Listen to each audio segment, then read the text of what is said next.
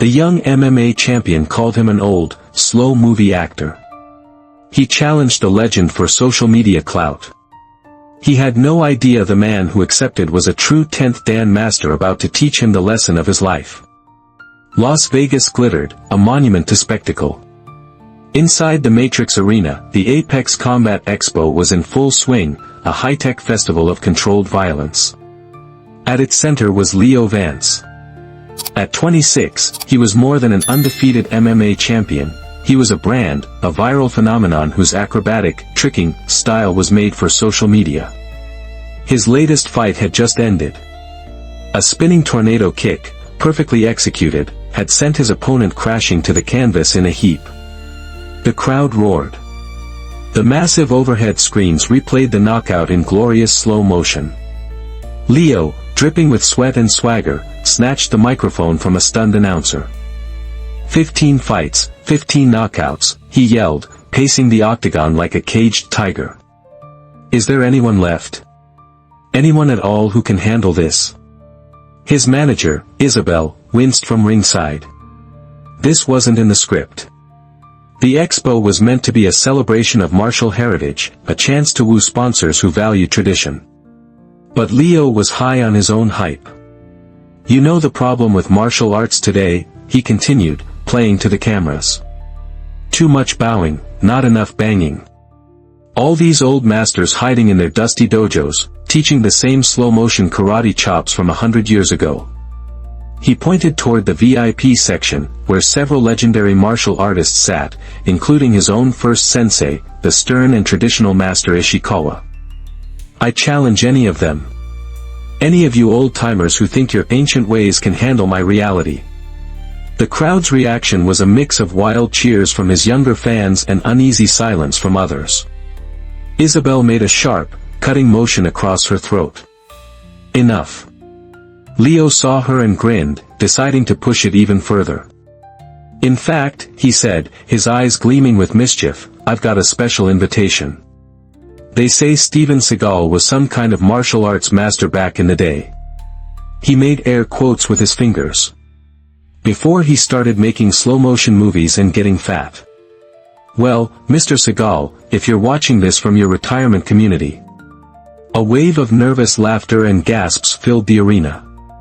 I'll invite you here, into my world, Leo's grin widened. I'll even pay for your flight. Come and show me how you'd handle a real fighter. No disrespect, he added with a wink, but your generation couldn't last 30 seconds in here with me. This was it. The ultimate clickbait challenge. It was disrespectful, arrogant, and guaranteed to go viral. As Leo basked in a chaotic reaction, a subtle shift began at the back of the arena. A murmur started near the main entrance, spreading like wildfire. The sea of phone cameras, once fixed on Leo, began to turn. Leo paused, annoyed at having his spotlight stolen. What? What's going on? And then he saw him. A space had cleared, and through it walked a solitary figure. He was a tall, powerfully built man in his late 60s, dressed in simple black trousers and a fitted black silk shirt. He had a neatly trimmed dark beard and long dark hair pulled back into a signature low ponytail. He had no entourage, no security. He just walked with a calm, unnerving purpose, his presence a black hole of silence in the noisy arena. The giant screens zoomed in on his face. It was undeniably him. Older, lined with age, but the cold, focused eyes were unmistakable. The lead commentator's voice trembled slightly. Ladies and gentlemen. I can't believe what I'm seeing. That appears to be Master Kaelen. To the martial arts world, he wasn't just Steven Seagal, the actor. He was Master Kaelen, the reclusive founder of Shindu, a brutally effective art, and one of the few men alive rumored to hold a 10th Dan rank. He was a ghost, a legend who hadn't made a public appearance in over a decade. And Leo Vance had just summoned him. Master Kaelen's walk toward the octagon was not a stride of anger, but of absolute certainty. The crowd parted before him, a hush falling over the entire arena. The energy shifted from a high-octane sporting event to something older, more solemn. Leo's cocksure grin faltered. This wasn't supposed to happen. It was a publicity stunt, a soundbite for his social media channels. The ghost wasn't supposed to actually materialize. Isabel rushed to intercept Kaelen before he reached the steps of the ring. "Master Kaelen, sir," she said, her voice a mix of panic and reverence. "I am so sorry. My client, he's young, he got carried away. This was not planned." Kaelen's gaze met hers, and surprisingly, it was not unkind. "No apology is necessary," he said, his voice a low, calm baritone. The young man issued a challenge. "It would be disrespectful of me not to answer." His words, though quiet, seemed to echo through the silent arena. He stepped past her and began to ascend the stairs with a fluidity that betrayed his age. Leo, trapped by thousands of watching eyes and millions more online, tried to backpedal. "Hey, whoa, sir. It was just talk, you know. Hype for the show. You don't actually have to." Kaelen stepped through the ropes and into the octagon. He stopped 10 feet from Leo, his stillness a stark contrast to the younger champion's nervous energy. "You challenged traditional martial arts," Kaelen stated, not as a question, but as a fact. "You said we could not handle your reality." "Yeah, but I didn't mean." "If you did not mean it," Kaelen interrupted softly, "you should not have said it." The simple logic was a cage. In the VIP section, Master Ishikawa slowly rose to his feet, his face a mask of grim disappointment, his eyes fixed on his former student. Leo saw him and looked away, shame warring with his bravado. He was trapped. By his own words, by his brand, by the quiet dignity of the legend standing before him. He forced a laugh. "Fine. Fine. You heard him, Vegas," he yelled to the crowd, trying to reclaim control. "The legend himself wants a piece. Who am I to say no?" A nervous energy buzzed through the crowd. This was no longer just a spectacle, it was a reckoning. Isabel, seeing the inevitable, took charge. She spoke to the frantic event officials. "It's a demonstration," she announced, her voice firm. 5 minutes. Light contact only. Exhibition rules. Kaelen, who hadn't taken his eyes off Leo, gave a single, almost imperceptible nod. 5 minutes is sufficient. Leo swallowed hard. He was backed into a corner of his own making. Pride, the same force that got him here, was the only thing that could carry him through. Sure, he smirked, the bravado a thin shield. 5 minutes. I'll try to go easy on the old-timer. The comment fell flat. No one was laughing now. The champion had called out a legend, and the legend had answered. The bell rang, its sharp ding sounding unnaturally loud in the hushed arena. Leo, trying to recapture his swagger, bounced on the balls of his feet, circling Kaelen. His hands were low and loose, his stance wide, a flashy, open style perfect for creating camera-ready moments. Master Kaelen remained almost motionless. He stood in a classic, narrow stance, hands held higher, closer to his body. It was economical, efficient, and wasted nothing. His eyes, cold and dark, tracked Leo's every twitch. "Come on, old man," Leo taunted, breaking the silence. "Show me something." Kaelen didn't react. Frustrated, Leo decided to open the show. He launched a lightning-fast axe kick, a dramatic, high-arching move. Kaelen didn't dodge or leap away. He simply took a single, short step back, a minimal shift of weight that caused Leo's heel to slice through empty air, missing by millimeters. Leo blinked, surprised by the sheer economy of the evasion. He recovered instantly, flowing into a spinning back fist. Again, Kaelen moved just enough, turning his shoulder slightly, letting the blow glance harmlessly off his arm. The crowd murmured. This wasn't the slow, stiff actor they expected. Leo pressed his attack, a blur of motion, jab, cross, flashy 540-degree kick. It was a combination designed to overwhelm and impress. Kaelen dealt with it not with speed, but with geometry. He parried the punches with small, precise circles of his hands, redirecting Leo's momentum. As the kick came, he didn't block it, he stepped inside its arc, moving into the one safe space where the attack had no power. As Leo's leg flew past, his body off balance from the spin, Kaelen tapped him lightly on the shoulder. It wasn't a strike. It was a message. A quiet, damning statement, I am here. You are open. I could have ended this. Leo stumbled, his confidence visibly cracking. He turned, his face flushed with a mixture of anger and embarrassment. Stop playing games, he snapped. Fight me. Kaelen's expression remained placid. I am fighting, he said, his quiet voice a stark contrast to Leo's shout. You are performing. The words cut deeper than any punch. Humiliated, Leo abandoned all pretense of strategy and charged, launching his signature flying knee. This time, Kaelen didn't just evade. As Leo soared through the air, Kaelen moved forward to meet him. With a movement almost too quick to follow, he caught Leo's extended leg, controlled his momentum, and used a simple turning motion to guide the airborne champion off balance. Leo landed hard on the mat, not from a blow, but from his own redirected force.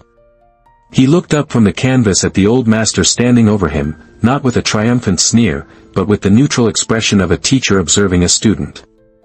He had been neutralized by a man who hadn't thrown a single punch or kick. He had been defeated by physics.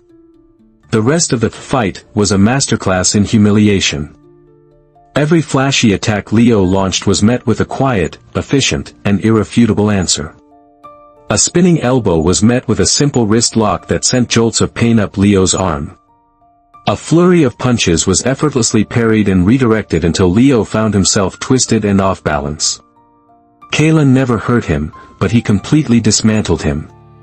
He took apart Leo's entire arsenal of spectacular, crowd-pleasing techniques and exposed them as inefficient and hollow. He was proving, in the most direct way possible, that the foundation Leo had dismissed as boring was the very thing he was lacking. When the final bell rang, Leo Vance stood in the center of the ring, breathing heavily not from exhaustion, but from the sheer mental strain of his utter failure. The cocky champion was gone. In his place was a humbled, confused young man. The aftermath was an inferno. Social media exploded with memes of Leo Vance tripping over air while Kaelen watched, impassive. Headlines screamed, MMA's loudest mouth silenced by a legend. Spectacle versus substance, substance wins by unanimous decision. His brand, so carefully constructed on an image of invincible arrogance, was shattered in 5 minutes. In the locker room, the facade crumbled completely. Leo hurled a water bottle against the wall, the plastic cracking on impact. He didn't even hit me, he roared at no one in particular. He just moved. How? Isabel was frantically fielding calls from sponsors. Just tell them it was for charity, a tribute. I don't know, make something up, she hissed into her phone. The door opened, and Master Ishikawa entered. He looked at the frantic manager, at the shattered champion, at the general chaos, and his expression was one of deep sorrow. You are asking the wrong question, Leo, the old master said, his voice quiet but cutting through the noise. Leo looked up, his anger deflating into confusion. What? You ask how he beat you. You should be asking why, Ishikawa continued. He beat you because you believe martial arts is about what an audience sees. He knows it is about what an opponent doesn't see. You fight for cameras. He fights from his center. You have built a beautiful house with no foundation. It was always going to collapse. Leo sank onto the bench, the truth of the words hitting him with the force of a physical blow. He had spent years perfecting the roof, the windows, the paint, while the ground beneath him was sand. Master Ishikawa placed a hand on his student's shoulder. The lesson is a painful one. But it is a gift, if you choose to accept it. He then turned and left, leaving Leo alone with the wreckage of his ego. Meanwhile, Master Kaelen was already gone. He hadn't stayed for interviews, hadn't posed for photos, hadn't issued a single statement. He had appeared, taught his silent lesson, and vanished back into legend, his purpose fulfilled. His silence was a final, damning critique of Leo's world of empty noise. For Leo Vance, the real fight, the one against his own pride, was just beginning. Leo Vance vanished. He deleted his social media apps, turned off his phone, and cancelled millions of dollars in appearances and sponsorships. To the world, it looked like he was hiding in shame. The truth was more profound. He showed up, unannounced, at the door of Master Ishikawa's dojo. It was a world away from his high-tech Vegas training facilities. It was a simple, small building on the outskirts of the city, smelling of old wood, sweat, and discipline. Leo, wearing simple sweatpants and a t-shirt, stood before his first teacher. He had shaved his head, removing the trendy, stylized haircut that was part of his brand. He was stripped bare.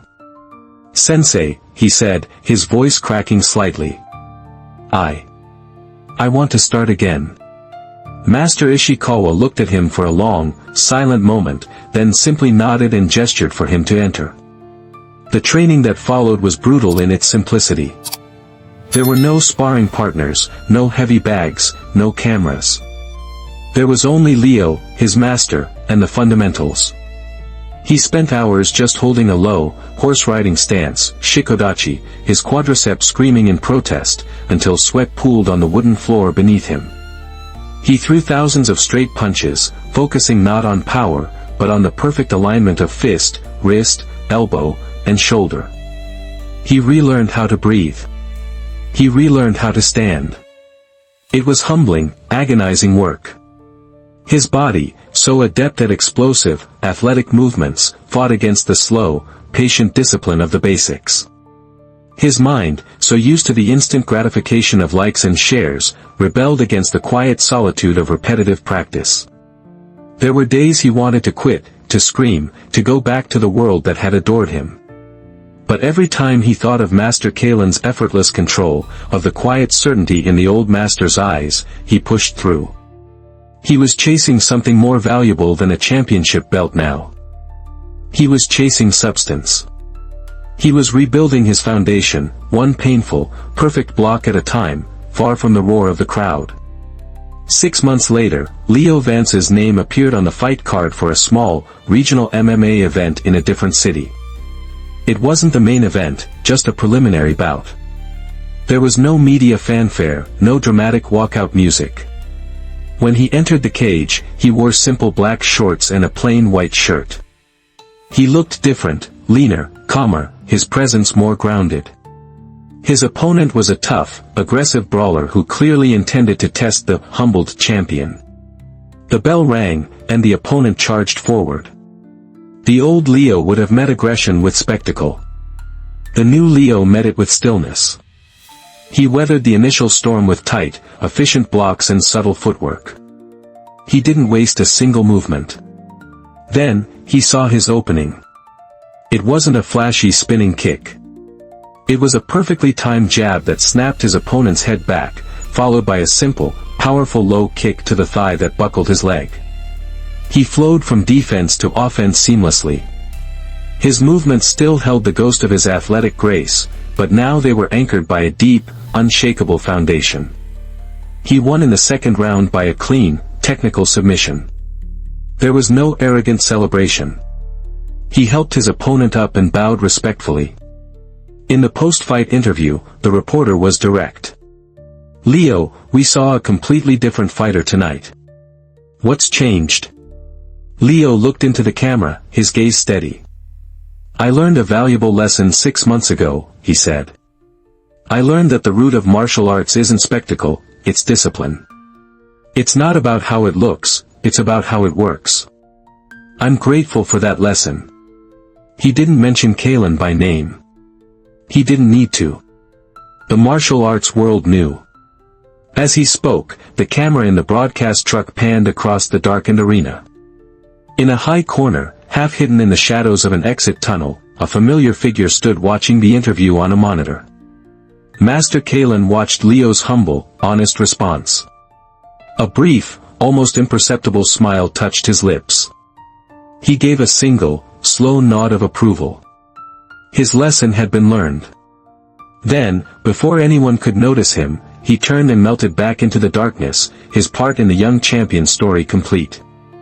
Is true mastery about spectacle, or substance? What does it mean to be a real champion? Share your thoughts in the comments below, and if this story resonated with you, subscribe for more tales of humility, honor, and the true spirit of the fight.